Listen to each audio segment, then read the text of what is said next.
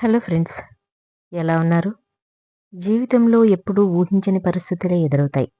వాటిని ఎలా ఎదుర్కోవాలో తెలుసుకోవడమే జీవితం. చెట్టు ఎదిగితే పక్షులన్నీ చెట్టుపైకి చేరినట్టు, నువ్వెదిగితే కాదని పోయిన వారందరూ వెతుక్కుంటూ వస్తారు. గెలవాలనే కసి మీలో లేనప్పుడు, అందుకు తగ్గ కృషి మీరు చేయనప్పుడు, కలలు ఎప్పటికీ కలలుగానే మిగిలిపోతాయి. కష్టాలెప్పుడు నాకే వస్తాయి అనుకోకు. కష్టాలను ఇష్టంగా దాటి చూడు. విలువైన విజయాలు ఎన్ని ఎదురు చూస్తున్నాయో తెలుస్తుంది. చెడు ఆలోచనలకు ఎప్పుడూ చోటివ్వకండి. సముద్రంలో పడవ చుట్టూ ఎన్ని నీళ్లున్నా పడవ మునిగేది లోపలికి వచ్చే నీళ్ల వల్లే. మీ జీవితం కూడా అంతే. చుట్టూ ఎన్ని సమస్యలున్నా మీ మనసులోకి వచ్చే చెడు ఆలోచనల వల్లే జీవితం నాశనం అవుతుంది. నీ ముందు ఎంత పెద్ద సమస్య వచ్చినా ఎదిరించి ముందుకు వెళ్ళు. భయపడి వెనకడుగు వేశావో ఇంకా ఎప్పుడు గెలుపుని చూడలేవు. జీవితం మనం అనుకున్నట్లు ఉంటుందని ముందే ఊహించుకోకండి. ఎందుకంటే పరిస్థితుల వల్ల మీరు ఊహించుకున్నది నిజమవ్వకపోతే ఎంత ఆనందాన్ని అనుభవిద్దామనుకుంటామో అంతకు మించి రెట్టింపు బాధను భరించాల్సి వస్తుంది. ఉన్నవాటి విలువ అవి మీ దగ్గర ఉన్నంత వరకు అర్థం కాదు. ఒకసారి అవి చేజారిన తర్వాత అర్థమైనా ఏమీ చేయలేరు. అది కాలమైనా, స్నేహితులైనా, బంధువులైనా, చివరికి వస్తువులైనా. ఎంత ఎదిగినా ఎప్పుడూ నేర్చుకోవటానికి సిద్ధంగా ఉండు. అది నిన్ను మరింత ఉన్నత స్థాయికి తీసుకెళ్తుంది. విన్న ప్రతి మాట నిజమనుకోకూడదు. తెలిసిన ప్రతి మాట అందరితో పంచుకోకూడదు. ఏ పనైనా అలవాటుగా అధికంగా చేయడం వల్ల అది వ్యసనంగా మారుతుంది. ఒక్కసారి మనిషి వ్యసనంలో ప్రవేశిస్తే ప్రశాంతత కరువవుతుంది. అసాధ్యం అనుకున్న ప్రతి పనిని ఎవరో ఒకరు ఎప్పుడో ఒకప్పుడు సాధిస్తూనే ఉంటారు. వారే విజేతలుగా నిలుస్తారు. విజ్ఞానం అంటే ఏమి మాట్లాడాలో తెలియడం. వివేకం అంటే ఎలా మాట్లాడాలో తెలియడం. బాధ కలిగితే ఒకసారి గట్టిగా ఏడ్చేయండి. కానీ మరోసారి అలాంటి కారణంతో ఏడవాల్సిన పరిస్థితి రాకుండా చూసుకోండి. కోల్పోయిన వాటి గురించి ఆలోచిస్తుంటే బాధ కలుగుతుంది.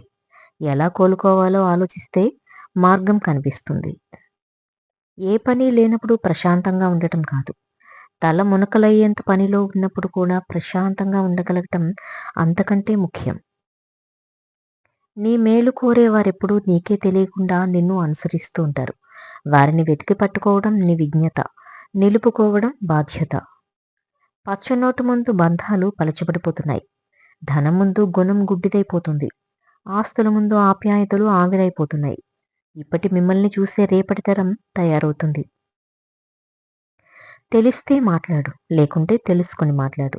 అది కూడా లేకుంటే తెలిసింది మాట్లాడు. అంతేకాని అన్నీ తెలిసినట్టు మాట్లాడుకో. మూర్ఖులు సుఖం ఎక్కడో ఉందని ఎదురుచూస్తూ ఉంటారు. కానీ వివేకవంతులు తమ దగ్గరున్న దానితో ఆనందంతో జీవిస్తారు. ఏది పట్టుకోవాలో కాదు, ఏది విడిచిపెట్టాలో కూడా తెలుసుకున్నప్పుడే ఎంతటి కష్టం వచ్చినా తట్టుకోగలవు. కావాలని చేసిన తప్పు, మనిషి ఆడంబరాల కోసం చేసిన అప్పు ఇంటిల్లపాదిని ప్రశాంతంగా నిద్రపోనివ్వవు. మంచివారితో స్నేహం చెరుకు గిడ వంటిది. దాన్ని పగలగొట్టినా, నుజ్జు చేసినా, పీల్చి పిప్పి చేసినా, ఏం చేసినా అది మీకు తీయదనాన్నే ఇస్తుంది. కొన్ని సమస్యలను ఎదుర్కొని బయటపడాలంటే శారీరక బలం కంటే మానసిక బలంగా ఉండాలి. వర్షం పడుతున్నప్పుడు పక్షులన్నీ చెట్టు, పుట్టలు వెతికితే డేగ మాత్రం మేఘాలపైకి ఎగురుతూ వర్షాన్ని తప్పించుకుంటుంది. అలా మీ ఆలోచనల్లో విభిన్నమైన విజయం ఉండాలి. 100 అబద్ధాలు చెప్పి నమ్మించే ప్రయత్నం చేయటం కంటే ఒక్క నిజం చెప్పి క్షమించు అని అడగటం చాలా ఉత్తమం. క్షణం బాగుంటుంది అనుకునే లోపే మరో క్షణం కన్నీళ్లు పెట్టిస్తుంది. జీవితం ఎలా ముగుస్తుందో కాలం పట్టే పరీక్షలో జీవితం అనే ఆఖరి పేజీ చివరికి తెలియని సమాధానమే జీవితం. తమ మేధస్సు, జ్ఞానం పట్ల తమకే విశ్వాసం లేక అభద్రతా భావంతో ఉండేవారు తమకు తెలివితేటలున్నట్లు నిరూపించుకోవటానికి తహతహలాడుతుంటారు. ప్రతిదానికి తమ వద్ద సమాధానం ఉన్నట్లు ఎదుటివారిని భ్రమపెట్టాలని ప్రయత్నిస్తుంటారు. కానీ జ్ఞాన సంపన్నులు తమ మేధస్సును మరింత పెంచుకోవడంపై దృష్టి పెడతారు. తమకు సమాధానం తెలియని ప్రశ్నలను అన్వేషిస్తుంటారు. మీరు మొదటి రకంలో ఉండకండి.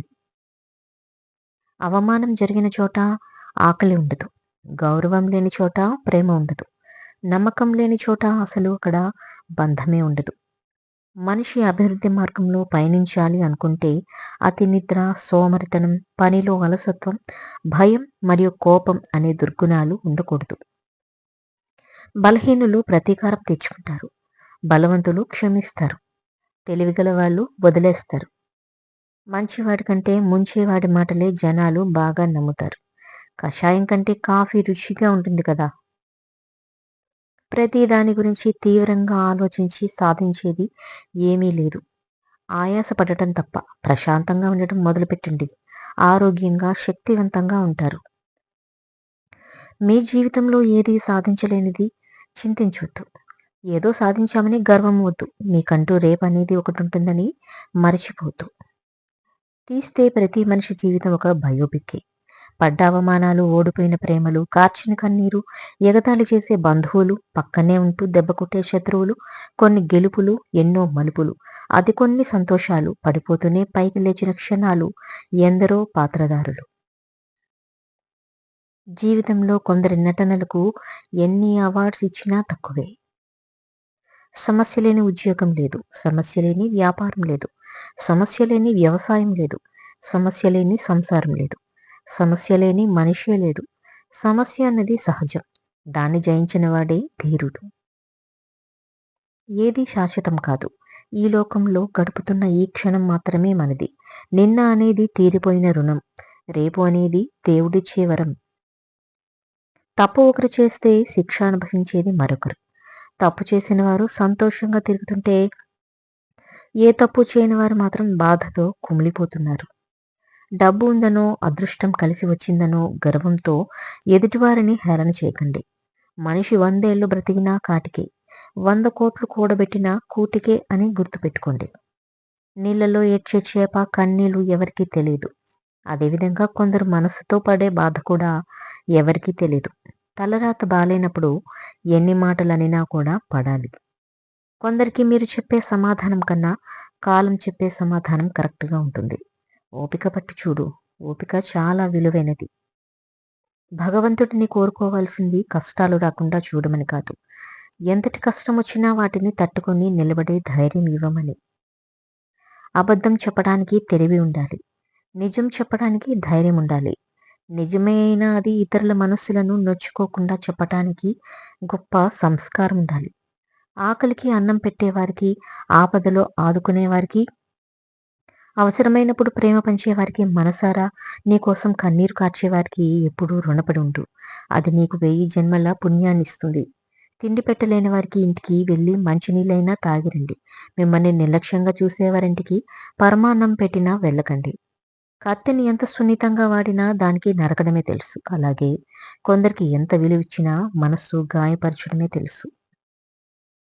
ఒక చిన్న అబద్ధం విలువైన నమ్మకాన్ని నాశనం చేసి బలమైన బంధాన్ని దూరం చేయగలదు. మనిషిలో అహం వీడిన రోజు ఆప్యాయత అంటే ఏంటో అర్థమవుతుంది. గర్వం పోయిన రోజు ఎదుటివారిని ఎలా గౌరవించాలో తెలుస్తుంది. నేనేంటి, నాకేంటి అనుకుంటే మాత్రం చివరికి ఒక్కడివే మిగిలిపోవలసి వస్తుంది.